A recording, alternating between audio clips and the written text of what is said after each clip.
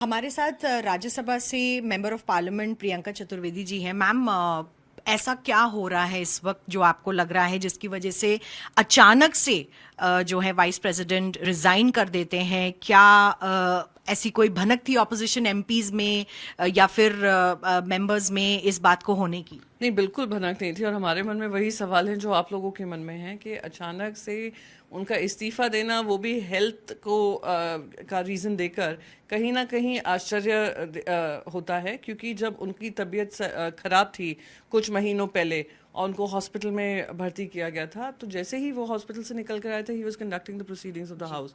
कल भी पूरा समय वो पार्लियामेंट में थे, वो proceedings of the house conduct कर रहे थे। तो हम जानना चाहते हैं सरकार से ऐसा हुआ क्या कि उन्होंने शाम को इस तरीके से इस्तीफा दिया है। क्योंकि लाइक आई सेड, मन में हमारे भी सवाल हैं और केंद्र सरकार को बताना चाहिए कि क्या हेल्थ एक कारण है या उनको किसी तरीके से उन पे के ऊपर कार्रवाई की मांग हुई या कुछ हुआ है। क्योंकि नो कॉन्फिडेंस मोशन जब विपक्ष लाई थी तो उसको खारिज कर दिया गया था। जी, मैं उसी के बारे में पूछना चाह रही थी। एक नो कॉन्फिडेंस मोशन आया था विपक्षी नेताओं की तरफ से, आप भी मुखर होकर बोलती हैं विपक्ष में। इन सब चीजों के बावजूद भी क्योंकि धनखड़ जी अपनी कुर्सी पर बने रहे और अब अचानक से उनका रेजिग्नेशन, उनका इस्तीफा सामने आता है, तो जो सवाल है किस तरीके से आप देख रहे हैं इन सारे सवालों को? क्योंकि कहीं ना कहीं जो गैप्स हैं वो फिल नहीं होते।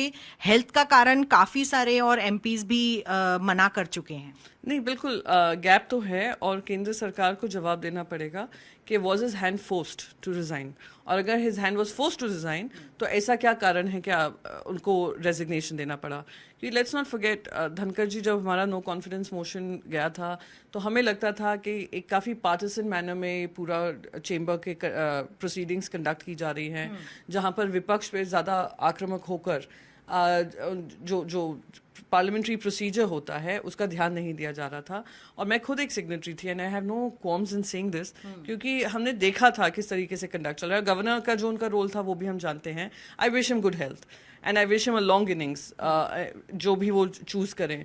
पर एट द सेम टाइम सवाल उठता है कि हेल्थ को रीजन साइड कर कर क्या सरकार ने उनको किसी तरीके से दबाव के अंतर्गत उनसे इस्तीफा मांगा है। मैम, ये थोड़ा अजीब नहीं है कि ज्यादातर आज की तारीख में जो विपक्षी नेता हैं वो धनखड़ जी के इस्तीफे पे सवाल उठा रहे हैं? अभी तक सरकार के नेताओं की तरफ से कुछ भी कहा नहीं गया है। अजीब नहीं लग रहा है? नहीं, बिल्कुल और सवाल हमें उठाना, आई थिंक, मैं मानती हूँ प्रजातंत्र का एक रिस्पॉन्सिबिलिटी होती है कि अचानक से कोई इंसान एकदम हेल्दी लग रहे हैं, कंडक्ट कर रहे हैं प्रोसीडिंग्स ऑफ द हाउस, कहीं पूरे दिन में ऐसा नहीं लगा कि कुछ कुछ अनबन है या किसी तरीके का काम नहीं हो रहा है या उनसे नहीं हो पा रहा है। वरना हम भी कहते हैं कि हाँ, उनको हेल्थ को प्रायोरिटाइज करना चाहिए, पर ऐसा था ही नहीं।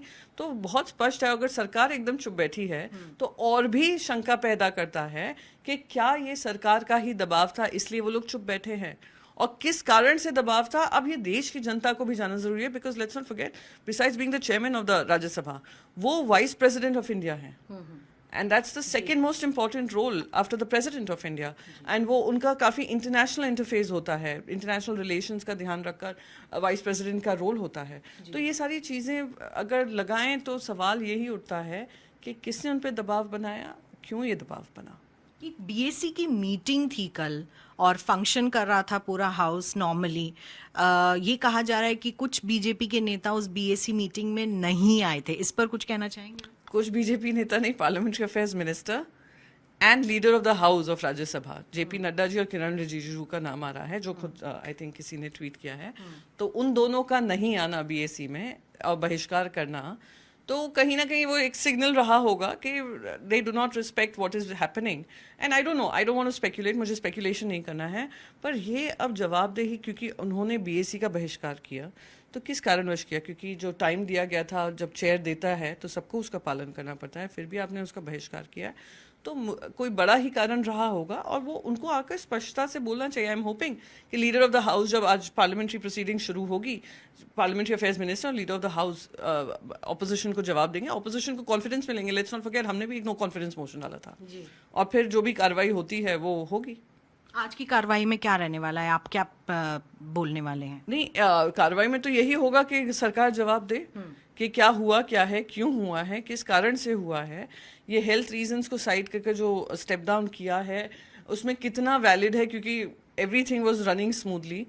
शुरुआत उनके बहिष्कार करने से हुई और क्या उसमें बीच में बीता है वो लोग ही बता पाएंगे। तो I am hoping leader of the house कुछ क्लैरिटी लाएंगे। एंड जेपी नड्डा जी इस सम्मान जिसका सभी सम्मान करते हैं और वो उसको ध्यान में रखते हैं एंड चेंबर की डिग्निटी की मर्यादा याद रखकर वो उसका जवाब देंगे। जी बिल्कुल, क्योंकि पद की भी गरिमा और मर्यादा है, इसलिए विपक्षी नेता लगातार पूछ रहे हैं कि ऐसा क्या हुआ है जी अचानक से जो है जगदीप धनखड़ जी को अपना इस्तीफा देना पड़ा है। रवि तोतावार के साथ मिलन शर्मा, आज तक। गर्मियों की छुट्टी होने वाली थी, मेरे पापा आने वाले थे, तो हम लोग सभी खुश थे। तो मैं एक बेड पे चढ़ के डांस कर रहे थे, डांस कर रहा था, लेकिन वो पहले ही आ गए। फ्रीज। तो मैं उस समय तो कंटिन्यू नहीं कर सकता था ना, तो फ्रीज फ्रेम टाइप का हो गया। कसम पैदा कर